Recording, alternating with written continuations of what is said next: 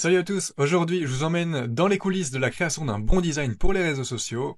On va parler du coup de stratégie visuelle, de choix graphique, de cohérence de marque, bref, en gros tout ce qu'il faut pour que vos posts captent l'attention et soient mémorables.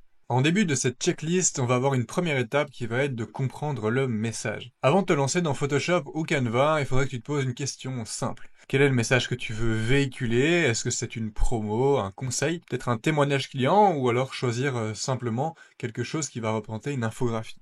Chaque design doit du coup servir un objectif clair et bien défini.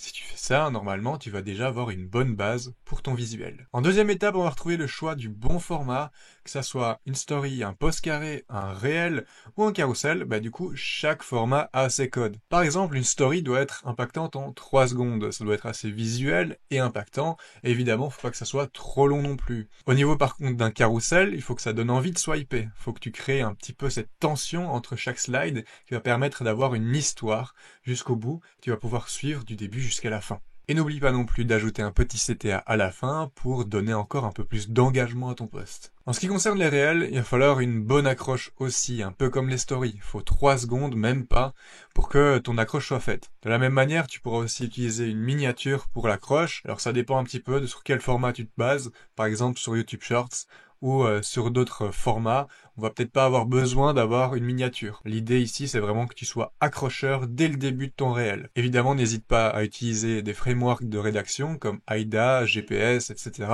pour simplement capter plus facilement ton attention. En gros, ne pars pas tête baissée, adapte ton design au format choisi et évite de faire la même erreur que tout le monde, republier ses posts horizontaux dans des formats verticaux. En troisième étape de notre checklist, il va falloir travailler la hiérarchie visuelle. Sur un post, tout ne doit pas avoir le même poids. C'est logique, et pourtant, c'est encore une erreur qui est trop récurrente. Le regard doit être vraiment guidé tout au long de ta lecture de ton post, donc tu dois mettre en avant ce qui compte, c'est-à-dire un titre fort, un visuel qui soit accrocheur, une accroche même qui soit visuelle, dans l'autre sens, et une zone de lecture qui soit fluide. En gros, utilise la taille, les couleurs, de l'espace aussi, pour hiérarchiser tes informations. En avant-dernière étape, on va retrouver le choix de la cohérence avec ta charte graphique. C'est parfois tentant d'utiliser un petit peu toutes les tendances qui se passent en ce moment, mais du coup, ton audience doit aussi te reconnaître via ton style, et ça en un seul coup d'œil. Donc, pense bien à garder les mêmes couleurs, réutiliser tes typos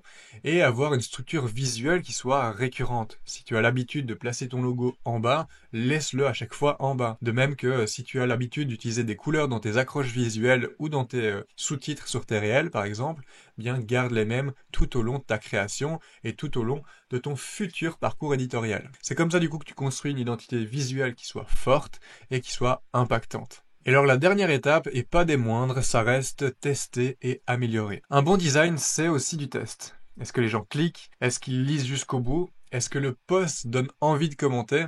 Regarde un petit peu toutes ces stats-là, ajuste-les, et évidemment, tu sais très bien, un design, c'est pas juste un one-shot, c'est tout un processus d'amélioration pour aller toujours plus loin dans l'impact que tu vas pouvoir promettre à ton audience. Évidemment, tu verras aussi les résultats qui vont avec. Donc normalement, si tu as respecté tous ces éléments-ci de cette checklist, tu sais comment créer un bon design et tu sais maintenant qu'un bon design, c'est pas juste faire joli, c'est carrément une stratégie visuelle au service de ton message. Si cette vidéo t'a aidé, n'hésite pas à liker, à t'abonner et à me dire en commentaire quelle est pour toi ta plus grosse difficulté à l'heure actuelle en design. N'hésite pas non plus à partager cette vidéo à la personne qui en aurait besoin, ça pourra grandement l'aider. Et évidemment, nous on se retrouve plus tard dans une autre vidéo pour d'autres astuces visuelles ou bien sur des tutos graphiques. Moi je vous dis à la prochaine.